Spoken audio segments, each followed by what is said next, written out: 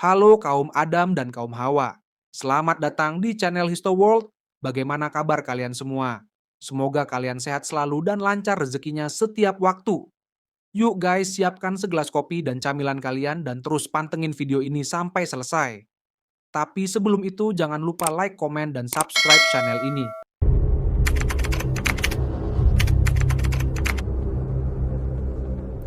Bulan Juni 1944, di pesisir pantai Saipan, pasukan Amerika mulai memasuki Pulau Saipan. Hal pertama yang dilakukan pasukan Amerika adalah membombardir besar-besaran Pulau Saipan dari kapal laut Amerika.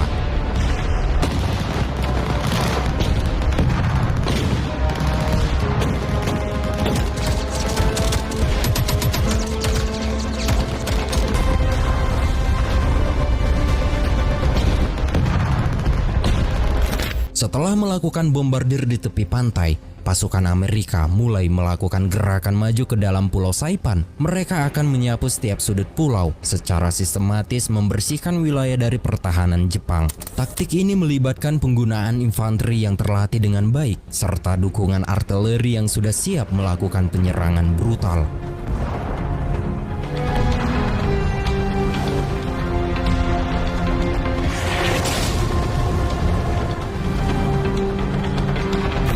Pasukan Amerika dengan kekuatan yang tak terbendung terus menyapu bersih setiap sudut pulau menghadapi perlawanan sengit dari pasukan Jepang yang masih bertahan.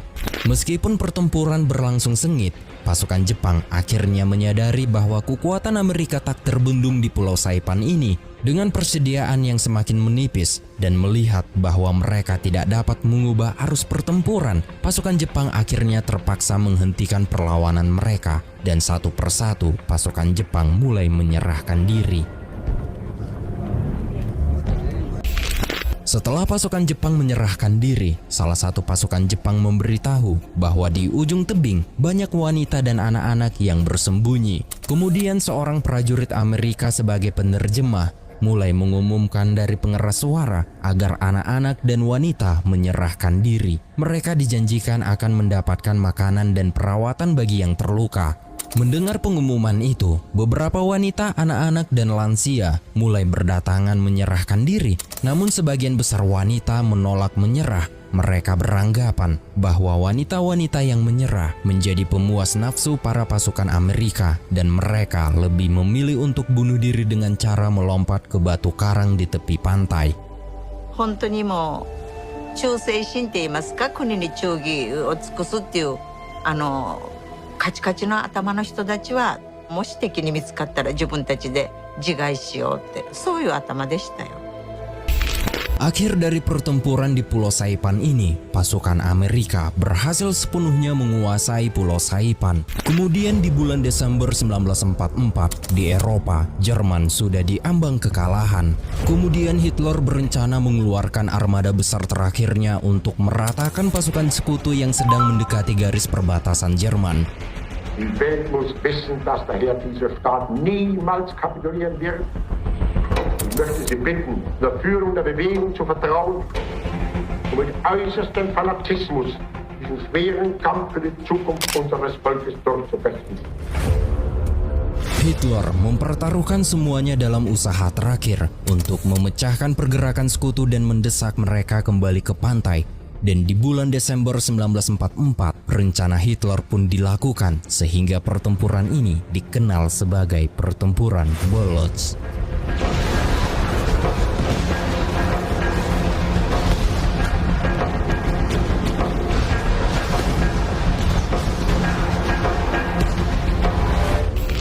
Strategi yang terencana dengan baik, pasukan Jerman berhasil menembus garis pertahanan sekutu.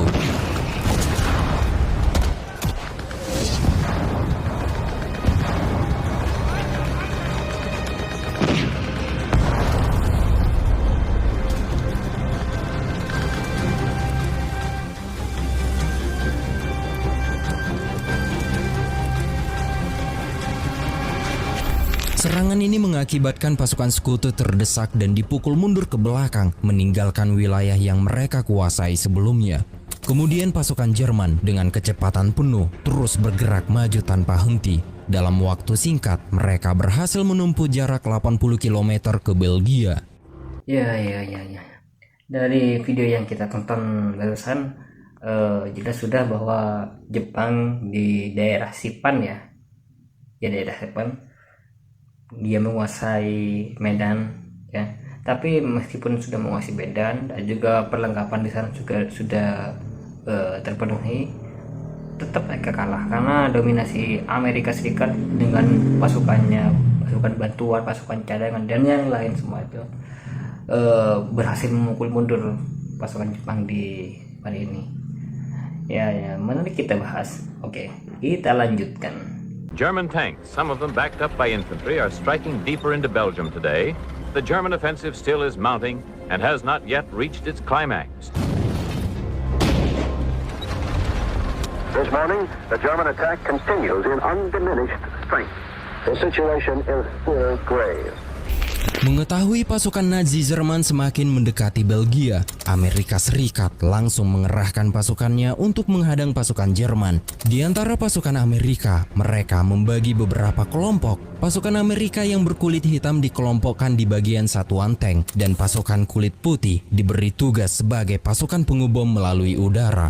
Setelah pembagian kelompok, pasukan sekutu mulai menjalankan misinya. Di tengah cuaca yang buruk membuat pergerakan pasukan sekutu terhambat, tank-tank yang mereka gunakan tergelincir di perdesaan.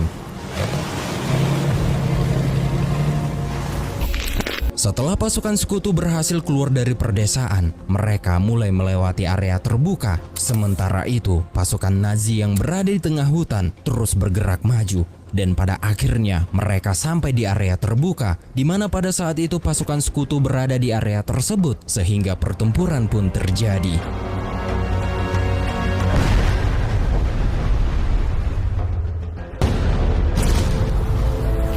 Dalam aksi ini, pasukan Jerman berhasil membabat habis tank-tank musuh. Para prajurit kulit hitam yang masih selamat mencoba merayap melewati padang salju untuk menyelamatkan diri. Namun pasukan Jerman berusaha mengepung mereka dari berbagai arah.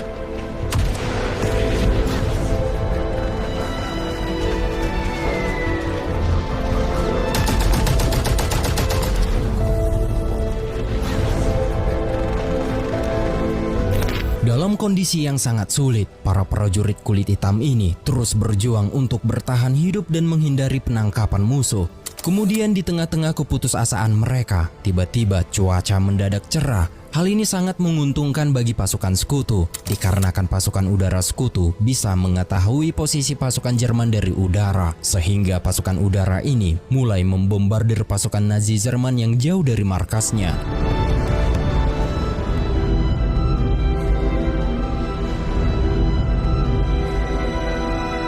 Menarik untuk diulas. Setelah kita lihat tontonan yang baru kita tonton ya, sangat menarik ya. Tentara Jerman ya, pasukan Nazi yang ingin menginvasi Belgia itu sudah didengar oleh intelijen Amerika bahwasanya mereka ingin menyerang. Nah, Amerika itu turun atau mungkin mendengar berita itu langsung menyiapkan pasukannya untuk mengambil alih Belgia gitu. Maksudnya dia tidak diinvasi oleh pihak Jerman. Dan alhamdulillah pihak Amerika Serikat dan sekutunya itu berhasil dan memunjukkan pasukan Jerman. Dan alhasil mereka menyerah. Pasukan Nazi itu menyerah, kalah dalam perang ketika dibombardir oleh pasukan Amerika dan sekutu-sekutunya. Oke, kita lanjut. Hasil dari peristiwa ini, pasukan Nazi mulai terpukul mentalnya dan menyatakan menyerah terhadap pasukan sekutu. Hal ini menandai dari keruntuhan pasukan Jerman di akhir tahun 1944. And the huge roundup of beaten Nazis left behind continues. The prisoner count for Friday alone was almost 20,000. Sementara itu, di front line, pasukan Amerika bergerak masuk dari utara, barat, dan selatan untuk memasuki jantung Nazi Jerman. Our enemies still fight fanatically, but they themselves know that they and their evil works are doomed. American troops are moving in from north, west, and south.